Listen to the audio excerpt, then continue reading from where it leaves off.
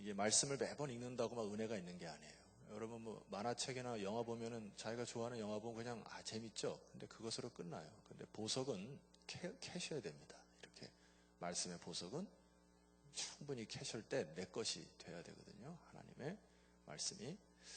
저도 어제 우리 노예가 있었어요. 중경이 노예가 있었고 집에 돌아와서 이제 늦게 와가지고 20편, 37편을 여러 번 묵상을 했습니다. 그래서 제가 이렇게 생수에 우물에서 이렇게 우물을 팍 퍼올려서 그 시원한 그 느낌 알죠? 네, 그거를 이제 여러분께 좀 나눠드리려고 몇 번이나 묵상했어요. 아니 목사도 몇 번 묵상하는데 여러분도 집에 가셔서 꼭 하나님 말씀 이렇게 묵상하셔서 깊은 그 우물을 경험하는 복된 시간 되었으면 좋겠습니다. 네. 이 37편은 다윗이 말년에 쓴 시로 이렇게 많은 주석가들이 봐요. 그러니까 이제 죽음을 코앞에 두고 이제 모든 인생을 다 정리하면서 뒤돌아보는 시로 그렇게 봅니다. 아직은 뭐 제가 말년도 아니고 노년도 아니지만은 어제 이제 노예를 참석해 보니까 세월이 참 많이 지났구나 이런 생각이 듭니다. 제가 목사 안수를 받은 지가 벌써 20년이 훌쩍 넘어버렸어요. 그리고 노예에 가니까 그때 제가 처음 배웠던 그 황 목사님 연배의 목사님들이 다 은퇴를 하셨고 이미 하나님의 부르심을 받은 목사님도 계셨고 그리고 그때 한참 이렇게 젊었던 막 노예에서 막 돌아다녔던 분들이 이제 은퇴를 앞두고 머리가 벌써 백발이 휘어가지고 나 때는 말이야 뭐 이러면서 설교하시고 또 후배들에게 권면하시고 세월이 참 너무 빨랐어요. 제 동기들도 이렇게 보니까 이미 돋보기 안경을 쓴 친구들이 많이 늘어났고 그 다음에 가장 친한 우리 형님 한 분은 심장에다가 벌써 스텐트를 5개나 박았어요. 그래서 형님 좀 조심해라. 그래서 어제 같이 이제 음식을 먹는데 메밀전병을 이렇게 기름기에 이렇게 하는 걸 시키더라고요. 그래서 그걸 시키지 않았어요. 그만 그거 하고 다른 거 달라고 그래서 이렇게 찐 만두를 달라고 해서 잘했죠. 기름기 먹으면 안 되거든요. 심장병에. 차를 타고 내릴 때 아주 동일한 그 음색이 들립니다. 차를 탈 때 아이고 막 이래요. 내릴 때도 아이고 막 이래가지고 이게 화음을 듣고 하루 종일 집에 돌아오는데 뭔가 좀 낙엽도 떨어지고 가을도 되고 막 이러니까 쓸쓸하다 막 이런 마음이 이제 차에서 들었어요. 그래서 집에 돌아와서 이제 시편 37편을 계속 묵상하고 기도하는 가운데 이 한 단어가 확 들어왔습니다. 다윗이 바로 이러한 믿음의 삶의 자세를 가졌구나. 그게 3절입니다. 궁금하시죠? 예. 좀 감각이 있게 궁금하시죠? 우리끼리 새벽의 현장을 우리 성도들이 이제 막 현장의 그 감동과 은혜를 받도록 나오도록 여러분 동의하셔야 됩니다. 자, 3절 우리 함께 읽어봅시다. 시작. 여호와를 의뢰하고 선을 행하라. 땅에 머무는 동안 그의 성실을 먹을거리로 삼을지어다. 무엇일까요? 예, 제가 묵상하는 가운데 제 마음속에 확 들어온 그 아주 시원한 우물과 같은 것이 땅에 머무는 동안 이 부분이었어요. 이 땅에 사는 동안. 다윗과 솔로몬의 다른 행보가 하나 있습니다. 솔로몬은 마치 이 세상이 영원할 것처럼 알면서 살았어요. 그런데 다윗은 그렇지 않았습니다. 영원한 하나님의 나라를 소망하고 이 땅에 머무는 동안 이것은 이 모든 세상이 곧 지나갈 것을 알고 할렐루야. 다윗의 인장의 반지에 뭐라고 새겨졌다고 했죠? 이 또한 지나가리라 하고 그의 모든 초점과 관심을 영원한 하나님의 나라와 소망을 바라보면서 살았어요. 그래서 이 땅은 머무는 삶, 잠시 머무는 것. 많은 사람들이 잠시 머무는 세상에 마음과 생각을 다 빼앗기고 사는 거거든요.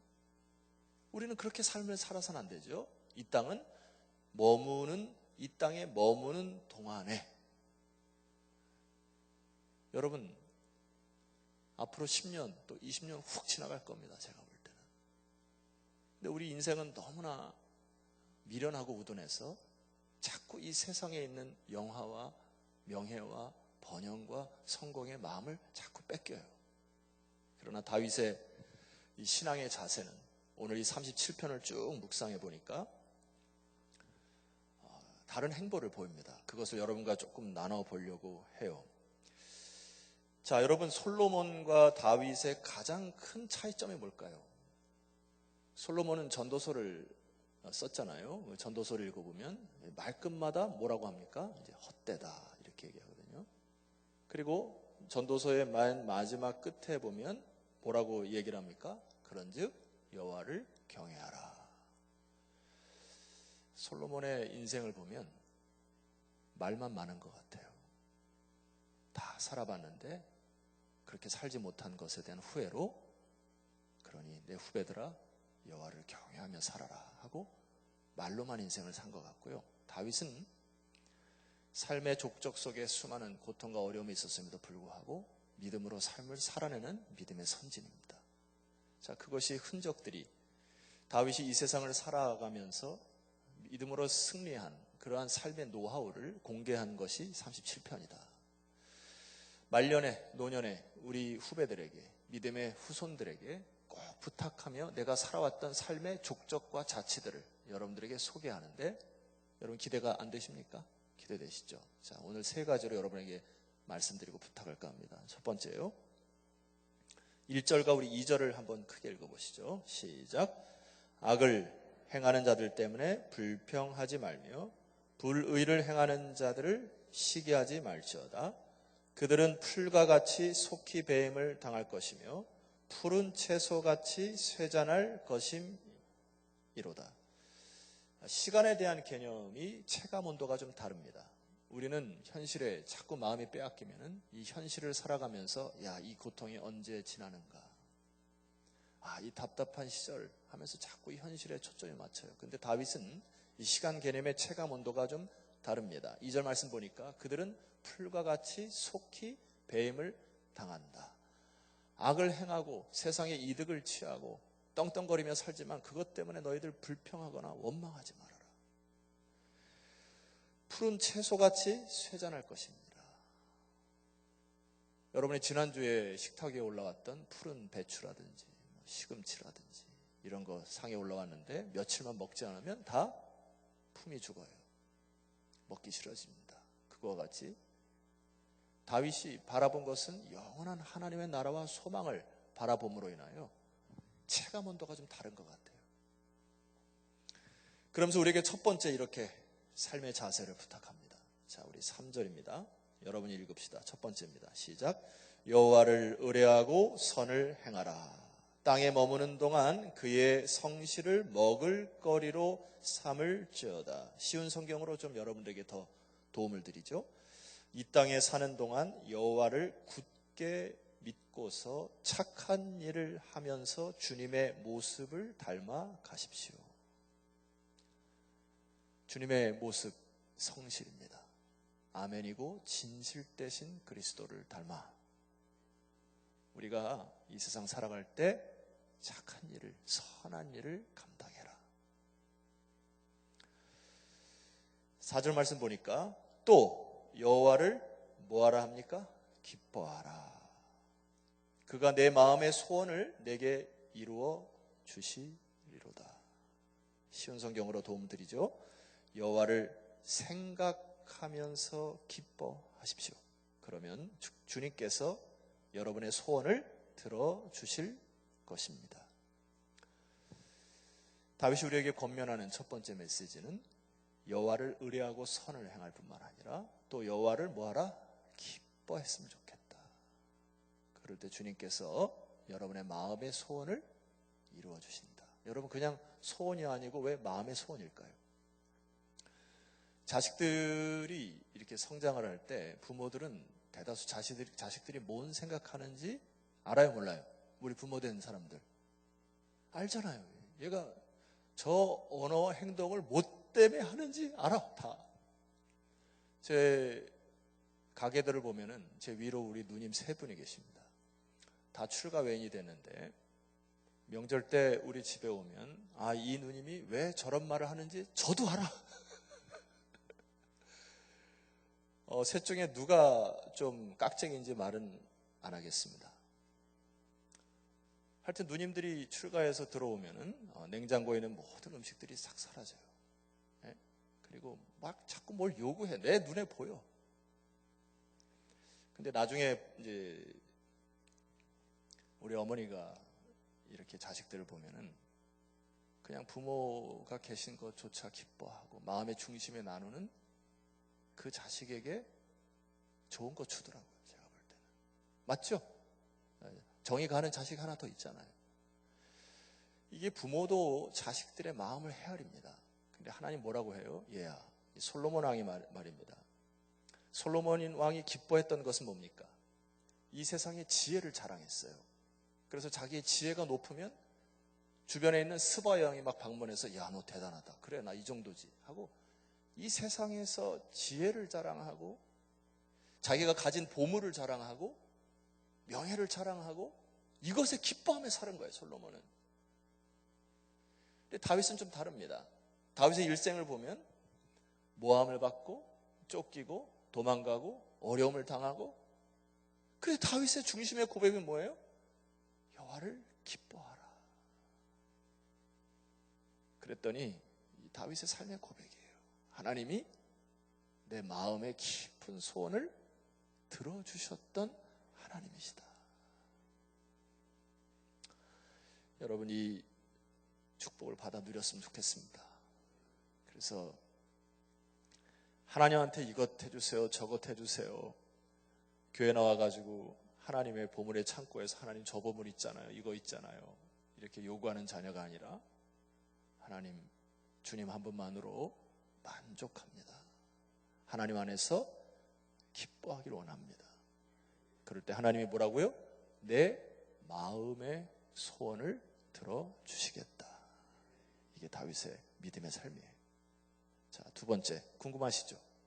믿음의 삶의 자세인데요, 5절입니다. 여러분이 한번 읽어봅시다. 시작. 내 길을 여호와께 맡기라. 그를 의지하면 그가 이루시고. 6절, 내 의를 빛같이. 자, 7절까지 읽습니다.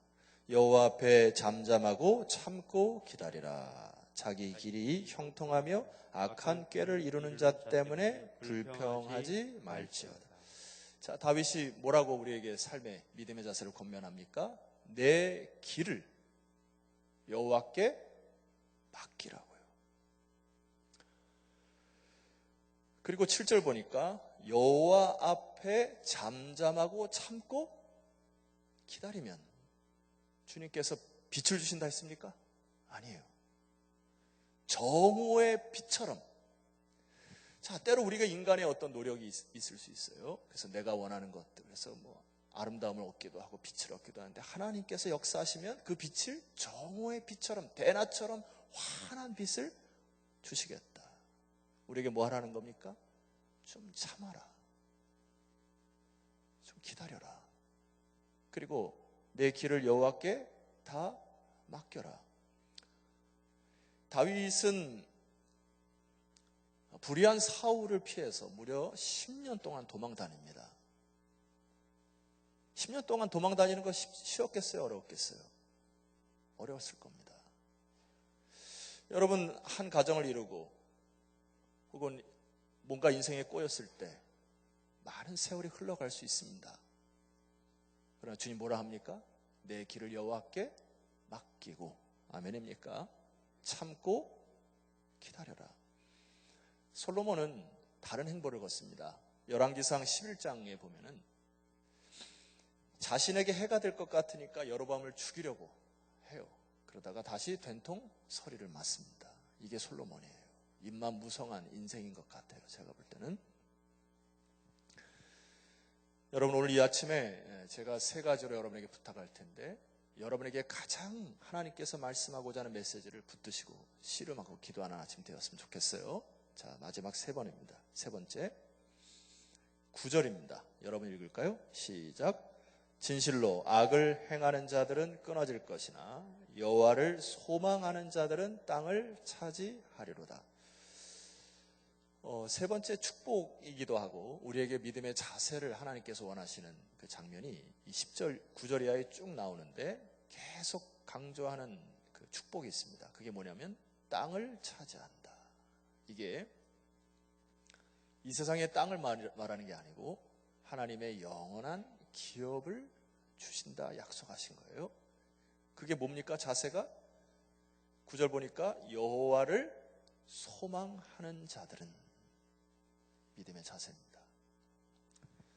자, 10절도 읽어보셔야 돼요. 제가 읽겠습니다. 잠시 후에는 악인이 없어지리니 내가 그곳을 자세히 살필지라도 없으리로다. 자, 그러나 여기에 그 여호와를 소망하는 자들과 자, 11절에 나오는 온유한 자들이 같은 급으로 쓰여 있습니다. 자, 11절을 함께 읽읍시다. 시작. 그러나 온유한 자들은 땅을 차지하며 풍성한 화평으로 즐거워하리로다. 어떤 자들이요? 온유한 자들. 이 온유하다라고 하는 것은 히브리어와 헬라어의 다른 단어로 쓰여 있습니다만 의미가 조금 다릅니다. 내일은 제가 헬라어로 쓰여진 온유에 대해서 설명을 드릴 거고요. 오늘은 히브리어에서 쓰여진 단어, 여기에 혹시 뭐 볼펜 갖고 계신 분들은 아나우 이렇게 쓰시면 되겠습니다. 왜냐하면 이거 뭐 외우라는 게 아니고 내일 말씀드릴 거가 조금 비교해야 되기 때문에 히브리 단어의 이 아나라고 하는 단어는 잘 들으십시오. 괴롭히다, 압박하다, 굴복하다, 비천해지다라는 의미입니다. 온유라는 게 왜 그런 뜻일까요? 내가 언제 비천해지고 낮아지고 괴롭힘을 낮아질 수 있습니까? 그것은 압박당하고 괴롭힘을 당하고 고통당할 때 우리는 낮아지고 비천해집니다. 다른 말로 하면 다윗은 오랜 목동 생활과 광야 생활을 통하여 낮고 낮아졌어요. 솔로몬은 왕궁 생활과 지혜 생활을 통하여 높아졌습니다. 어떤 자가 땅을 차지한다고요? 온유한 자. 낮고 비천해지고 깨지고 압박되고 괴롭힘을 당할 때. 그래서 이 아나우라고 하는 단어는 가장 우리 한국말로 표현할 때 정확한 단어는 비천하다는 뜻입니다.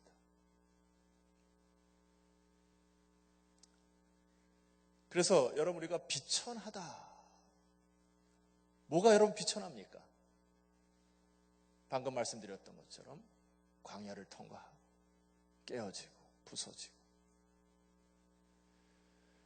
그리고 내 가진 것들이 다 사라지기도 하고 그럴 때 우리는 심령이 가난해져.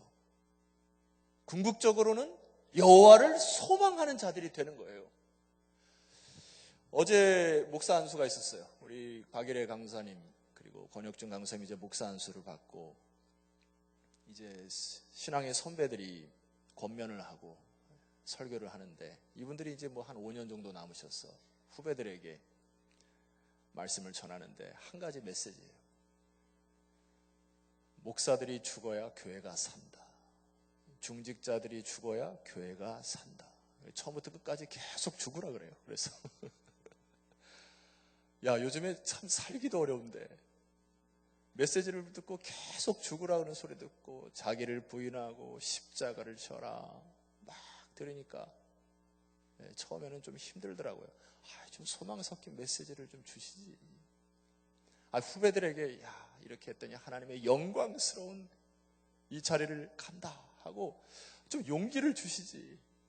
이제 이런 마음이 들었는데 그게 아니더라고요. 자아가 사니까 높아집니다. 솔로몬 아닙니까? 세상의 지혜를 사랑하고 세상의 부를 사랑하고 다른 사람이 야, 너 잘한다 그러니까 해외 원정하면서 지혜를 나누고 그렇게 떵떵거리며 살다가 마지막에 뭐라 해요? 인생 참 헛되다. 여러분 이런 인생 살랍니까? 다윗은 달라요. 그래서 여러분 광야길을 통과하는 것을 기뻐하시기를 소망합니다. 여러분에게 땅을 주시고자 하시는 영원한 기업을 여러분에게 주시고자 하시는 하나님의 빅픽처. 아멘 하나씩 때문에 말씀의 증거를 드리도록 하겠습니다. 다윗이 구약에 보니까 온유라고 하는 단어를 이제 모세에게 사용을 했는데요. 제가 볼 때는 이 다윗이 아나우라고 하는 단어의 주인공 같습니다. 자, 그것이 사도행전 13장 22절 이 부분만 말씀드리고 말씀을 좀 정리할까 해요. 자, 이 부분을 한번 같이 읽어보실까요? 시작. 패하시고 다윗을 왕으로 세우시고 증언하여 이르시되 내가 이새의 아들 다윗을 만나니 내 마음에 맞는 사람이라. 자, 이거를 영어 성경으로 한번 봐야 되는데요. NIV에 여러분 제가 오늘 잠 깨우려고 일부러 영어를 준비했어요. 그러니까 잠 깨세요. 저 뒤에 보게 되면은 내 마음에 합한 사람이라, 내 마음에 맞는 사람을 이 NIV에서는 뭐라고 적어놨냐니까 after 후에 my own heart, 내 중심, 내 뜻 뒤에 따라오는 다윗이다. 다윗은 나보다 앞서질 않아. 늘 하나님의 나의 뜻을 묻고 하나님의 나라와 의를 생각하여 after my own heart, 내 뒤에 아버지여 뭐라고 주께서 말씀하십니까? 하고 말씀이 떨어지면 참고 기다리다가 주님의 뜻을 따라가는, 나는 악하고 하나님은 선하시기 때문에 선하신 하나님의 말씀이 들릴 때까지 순종하다가 그 말씀이 들려지면 순종하는, 여러분 이것이 다윗이었어요. 여호와를 소망하는 자, 온유한 자. 광야를 통과하면서도 아버지요 주의 뜻이 무엇입니까? After my own heart, 하나님의 중심을 늘 묵상하고 그분을 따르려고 했던 다윗 말입니다. 결론입니다. 제가 볼 때 다윗은 말입니다, 이 세상에서 책 한 권도 쓰지 않은 사람입니다. 제가 볼 때는. 근데 솔로몬은 전도서뿐만 아니라 솔로몬의 지혜서가 유대인의 문헌에 보면 굉장히 많아요. 오늘날로 하면은 솔로몬은 대학 교수이자 세상에 떵떵거리는 장관 이상으로 모든 권세를 누렸던 사람입니다. 그런데 솔로몬은 말장이었어요. 말뿐이었습니다. 말은 잘해요. 다윗은 책 한 권도 쓰지 않고 후손들에게 그의 문건을 줄 것이 없지만은 그의 인생 자체가 책이었어요. 신앙이 뭘까요, 여러분? 하나님 주신 말씀 붙들고 이 말씀대로 살아 광야를 통과하는 것, 저는 그것이 신앙이라 봅니다. 여러분 평생 동안 책 한 권 쓰지 않으셔도 돼요. 왜 아멘 안 합니까? 하나님께서 야 너 올 때 너 책 한 100권 써서 와야 내가 너 구원 준다 그러면 여러분 굉장히 어렵죠. 여러분 책 안 쓰셔도 된다고요. 여러분의 인생이, 언어와 발자취가 후배들에게 책이 되는 그런 인생을 살아시기를 소망합니다. 그것이 주님이 기뻐하는 삶이에요. 장례식을 가면은 성도들의 발자취, 평소의 삶들, 그분의 언어들, 태도와 자세들이 다 느껴집니다. 그 영향력이. 여러분 오늘 시편 37편에 이 말씀 붙드시고 하나님께서 우리에게 말씀하시는 이 말씀 붙들고 씨름했으면 좋겠어요. 우리 찬송 한번 드립니다.